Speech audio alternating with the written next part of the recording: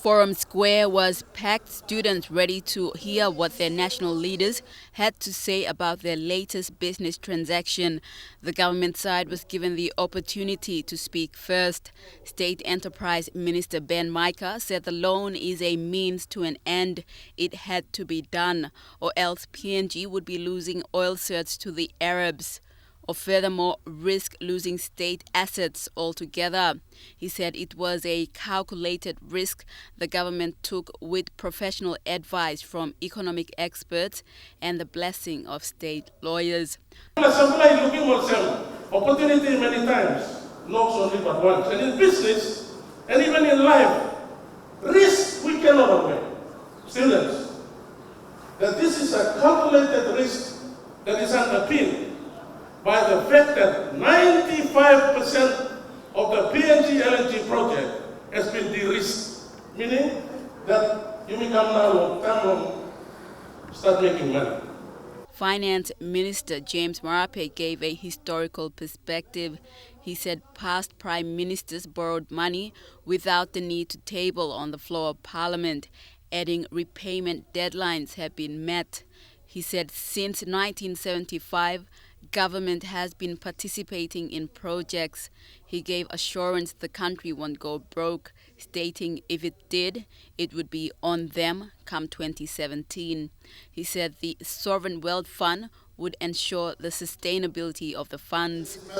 And we come to you to assure you that this nation will not go broke simply because we are in the so-called dinner of 3 billion kina.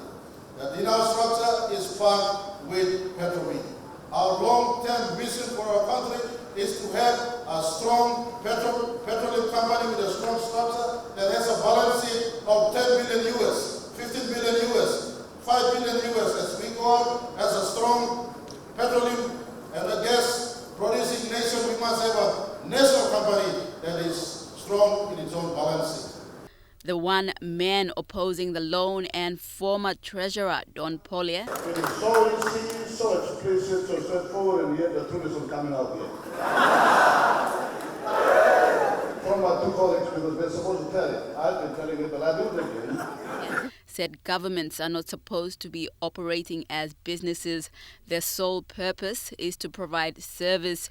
He said unlike past loans, the UBS loan is structured differently. Here we talk about there's a lot of money coming there for us building. There's a passage, there's a lot of speculation about the energy project. It is transforming us and so forth, so forth.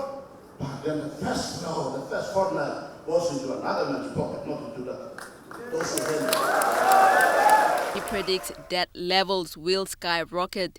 He is adamant the transaction was done in haste. The size of the aggregate, the aggregate economy, this economy, the size of Papua's economy, as produced by the Central Bank, the Treasury Department, stands in 2014 at 39.6 billion kina.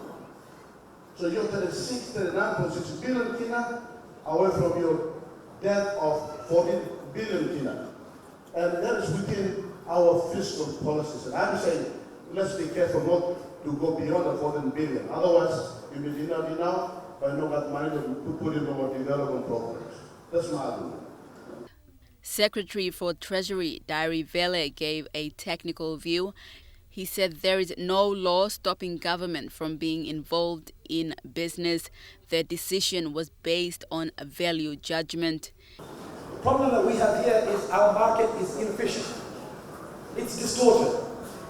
So government has to participate, in my view, to make sure that the interests and the opportunities for Papua New Guinea are protected and furthered. And that's why I believe government has to be involved in business. He said a 35% debt to GDP deficit is low, that the borrowing was done for productive use. Other countries like Japan, for example, they run on a 200% debt to GDP deficit. Yeah? America is around high 80s.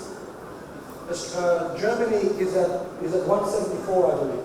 So Student Representative Council President Bobby Yupi thanked the national leaders, all former students of the university, for addressing the student body. We want to promote for the first time in the history of this institution and anywhere else in this country also, Papua New Guinea needs to have a participant type of political culture where the voices of the voiceless must be heard without fear or favor. And this is what the young fellows try to accomplish, and this is what we have accomplished this afternoon. Thank you very much. Everybody loves an underdog, as these pictures show the former treasurer being ushered to his vehicle by students.